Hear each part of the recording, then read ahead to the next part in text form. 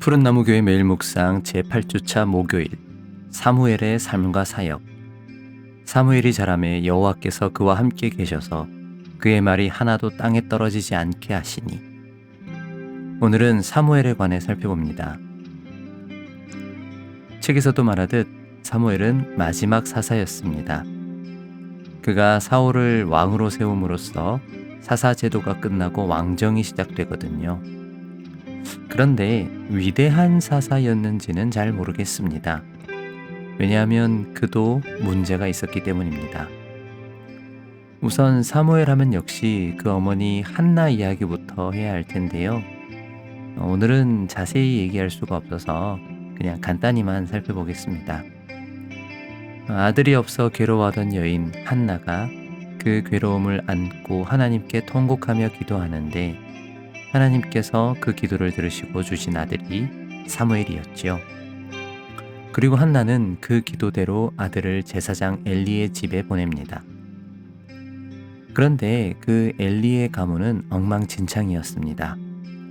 엘리의 아들들은 행실이 나빴다고 하는데 어느 정도냐면 쉽게 말해 교회 돈을 횡령하고 또 여성도들과 성 문제까지 있는 그런 최악의 인간들이었습니다.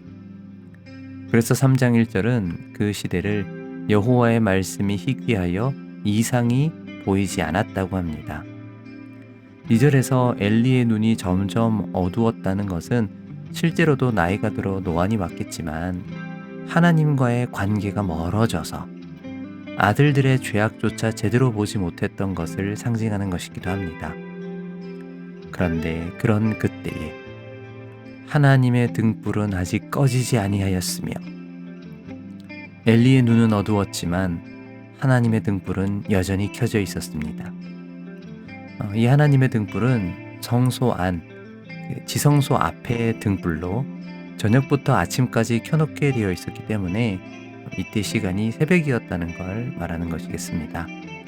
하지만 제게는 이게 상징으로 보입니다. 왜냐하면 사무엘은 하나님의 궤가 있는, 그러니까 언약궤가 있는 여호와의 전 안에 누웠다고 하는데 그건 지성소잖아요. 지성소에는 대제사장밖에 못 들어갑니다. 대제사장도 1년에 한 번만 들어갈 수 있고 또 까딱하면 죽을 수 있는 곳이에요. 그런데 거기에 사무엘이 자고 있다? 그래서 제게는 이게 문학적인 표현으로 보이는 것입니다. 칠흑 같은 어둠. 대제사장마저도 눈이 어두워 가장 가까운 이 아들들의 범죄조차 제대로 어찌하지 못하는 그때에 하나님의 등불은 아직 꺼지지 않고 있습니다.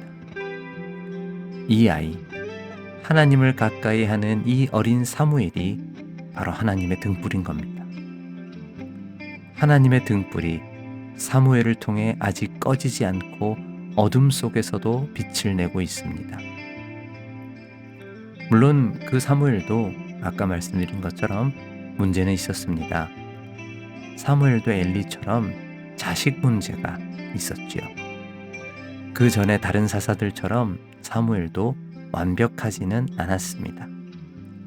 그러나 그럼에도 불구하고 하나님의 등불이 아직 꺼지지 않고 타오르고 있습니다.